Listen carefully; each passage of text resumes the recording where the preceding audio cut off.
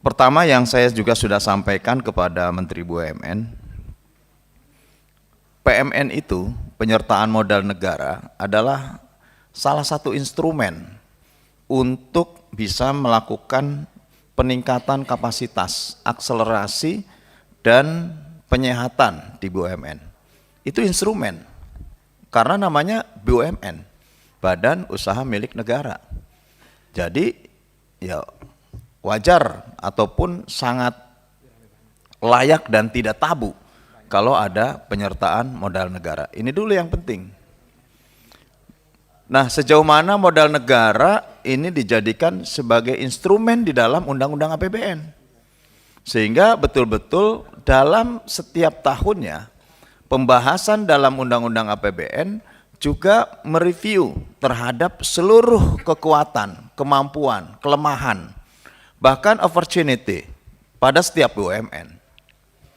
Kalau ini sifatnya sporadis dan kasuistik, menurut saya yang akan terjadi ya begini-begini saja rapatnya. Pak Heksana dari dulu sampai sekarang ya begini-gini aja Pak Heksana. Itu. BPUI dari mulai Pak Robert ganti dirutnya Pak Heksana, ya tetap saja meminta untuk bisa menyelesaikan terhadap para nasabah yang masih belum dapat diselesaikan. Butuh 2 triliun lagi, ditambah 2 triliun, nanti minta lagi 3 triliun, itu pasti begitu itu. Betul ya Pak Heksana ya? Apa udah? Ini yang terakhir? Yang terakhir ya? Menurut saya belum sehat betul.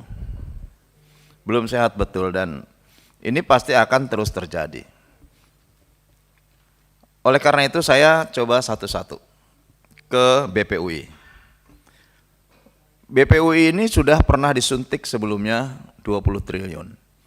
Saya selalu mengatakan bahwa apa yang dilakukan oleh para pencopet yang kemudian tidak bertanggung jawab atas kerusakan Jiwasraya dan kerusakannya dilimpahkan kepada negara, itu tidak sebanding dengan hukuman yang mereka terima saat ini maupun terhadap imbal hasil dari penyitaan yang sampai saat ini tidak terlalu signifikan untuk bisa membantu penyehatan AIF Jelaib. Oleh karenanya menurut saya ya tidak berhenti sampai kepada penyitaan yang konon katanya nilainya mencapai 17 triliun yang realisasinya hanya 2,5 triliun, 2,5, 5,6. Masih jauh kan Pak gitu. Padahal fraudnya mencapai 35 triliun. Kerugian Jiwasraya itu kan 35 triliun. Semestinya ya sitanya ya sampai 35 triliun. Coba aja saya berani bertaruh. Orang-orang yang kemarin di penjara itu yang akibatnya kemudian Jiwasraya menjadi hancur. Nanti sudah keluar itu ya dia kaya lagi nantinya. Hidup lagi, usaha lagi. Dapat kepercayaan lagi gitu.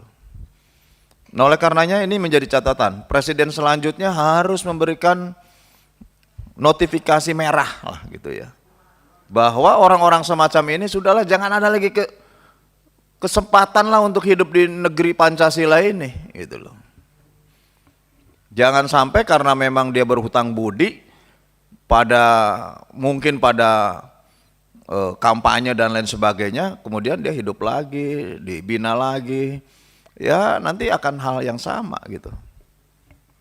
Kalau melihat ke masa lalu ya seperti Edi Tansil, ya hilang-hilang sekali lah kau, nggak usah balik lagi ke negeri ini.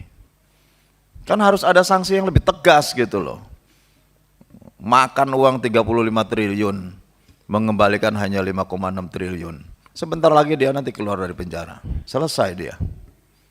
Jadi nggak seimbang gitu antara kerusakan yang ditimbulkan dengan mereka harus mengembalikan. Pada akhirnya PMN yang semestinya bisa untuk membayar para karyawan yang gajinya telat-telat, pegawai BUMN yang telat-telat dibayar, sampai saat ini masih ada BUMN yang tidak punya kemampuan keuangan.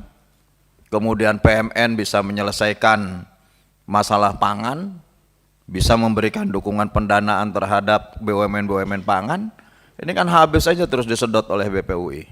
Gitu. Jadi menurut saya setuju dengan PMN, tapi pertimbangkanlah mana yang tentu ini penting bagi rakyat.